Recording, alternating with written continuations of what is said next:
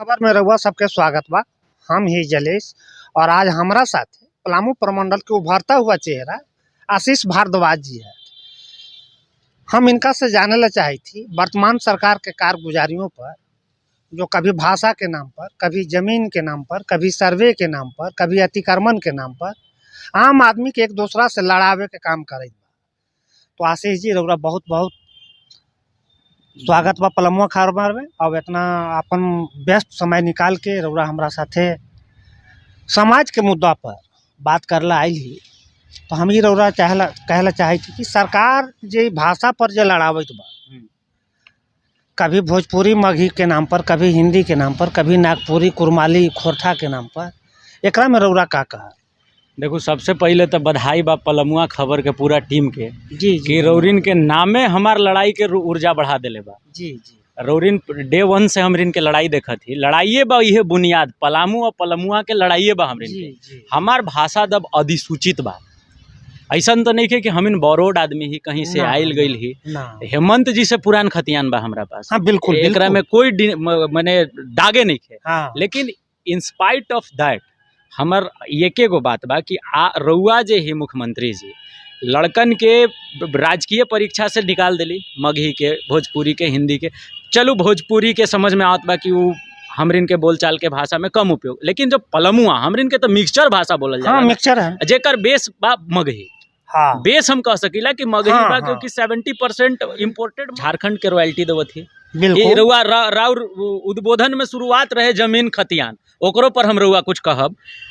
Royalty registry के royalty रउआ देवत ही, बालू के रॉयल्टी रउआ देवत ही, खदान के पैसा रउआ देवत ही। पलामू के एकरा में तो कोई दोष नहीं, कोई दोष नहीं। हमरिन झारखंड ला लड़ली। बिल्कुल, तो सच बा। हमार परिवार के लोग लड़लन, बड़ भाई लड़लन, दादा लड़लन। ओकर बाद अगर हमरा रउआ रिटर्न गिफ्ट ई देवत ही, हमार कलेजा पर का गुजरी।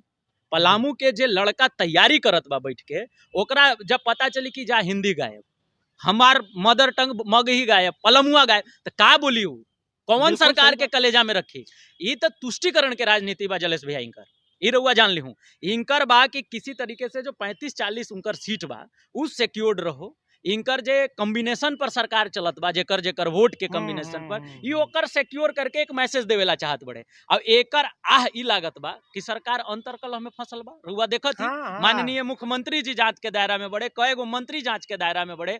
तो इहे सब होला जब जनता के परहाप लागला न रुआ पर, जब जनता के आह लागला। कितना कलेजा ऊंच करके यूथ दौड़त रहन इनकर चुनाव में। हाँ, कि नया सरकार आई, 5 लाख रोजगार दी और का दी। अब आज रुआ ढाक के 3 पात कर दे। परिदृश्य बदलल बा, नौकरशाही हावी बा भैया। रउरा अगर पॉकेट में पैसा नहीं खे तो ब्लॉक में राउर फाइल जहाँ बा वहीं पड़ल रह जाए।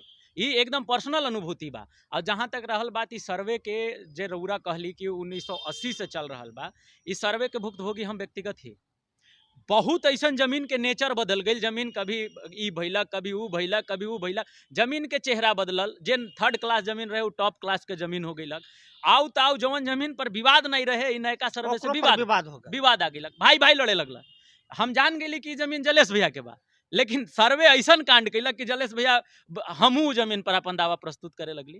तो इस सरकार के जे पूरा कंप्लीट जे चाल चलन बा ना, इस शुरुआत से हम डे वन से रहुआ याद करब, जब हम पहला बार भी इंटरव्यू देवत रही, हम कहली कि धुआत रही एक दिन निकल के आ जाई। अब आ जाई तो भुक्तभोगी होई। देखो रहुआ का चलत बा से, आज गिर जाई, काल गिर जाई। रोहू ने के समाचार से देखत ही हमें कि सरकार त अंतर कलह में घिरल बा। रोज गिरही के समाचार सुनत ही, रोज दिन कि आज गिर जाई, काल गिर जाई। शुभकामना बा सरकार चलाओ। तो मान लो कि खबर इतना आयल कि मुख्यमंत्री जी के घर में ही विवाद पैदा।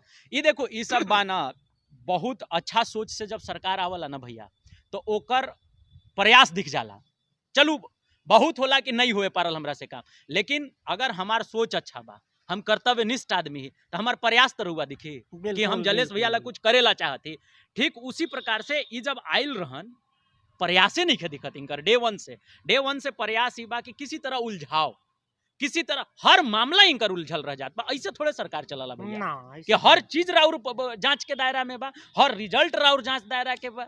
विकास के नाम पर तो पलामू प्रमंडल में देखूं तो जीरो बा। पांकी के रोड के वह हाल बा, पाटन के सड़क के हाल देखूं तो वह हाल बा, NH के देखूं तो वह हाल बा, शहर में देखूं तो वही हाल बा। मेन मायने रखला जलेश भैया, जैसे हम खड़ा घर बिल्डिंग तक खड़ा कर देली, लेकिन बिल्डिंग खड़ा करे से घर नहीं ना होके, ओकरा में बहुत तरह के बुनियादी सुविधा उपलब्ध करावेला पड़ला, तब जाके वो घर घर बनला। उसी तरीके से कोई भी संस्थान अगर रउरा डेवलप करब, मेडिकल कॉलेज बा चाहे कोई भी बा, तो एकरा बनावेला भैया रउरा इच्छा शक्ति चाहिए ना। गवर्नमेंट का ऐसा कैलक कि वो मेडिकल कॉलेज के उत्थान होको, बिल्डिंग बना देवे से कॉलेज हो जाला का? इंजीनियरिंग कॉलेज लेस्लीगंज में जो बनल बा, कितना बढ़िया बिल्डिंग बनल बा, कितना खूबसूरत बिल्डिंग बनल बा, वो टॉप क्लास के इंजीनियरिंग कॉलेज हो सकला। कम से कम पलामू के तो यूथ कहूँ जाए के जरूरत नहीं पड़ी, अगर ओकर बढ़िया से ब्रांडिंग होके उस कॉलेज का, बढ़िया क्वालिटी एडुकेशन ओकरा में देवल जाए और बहुत बेहतरीन इंफ्रास्ट्रक्चर क्रिएट करल जाए, काहे ला जाए आदमी? काहे ला जाए? बिल्कुल मेडिकल कॉलेज हमारे बगल में बा भैया, हम काहे जाए दूसर जगह पढ़े? हम अपन घर में पढ़ब, घर में सेवा दे। तो ये रउरा नहीं लगे कि सरकार खाली ठेकेदारी करे खातिर या संसाधनों को लूटे खातिर ये सब बिल्डिंग पर बिल्डिंग या और कुछ करे के बा? जब माननीय मुख्यमंत्री जी संसाधन लूटे में लागल बड़े तो दोसर पर का टिप्पणी करूं? चुनाव आयोग जब मुख्यमंत्री जी के खटकरा में खड़ा कर देलक, जैसन की रउरिन से खबर मिलल बा हमरिन के, अगर माननीय जिस परिवार के मुखिए के यह दृष्टि रही खजाना पर, सरकार हमारा खदान पे, हमारा सब पर, तो बाकी का करी?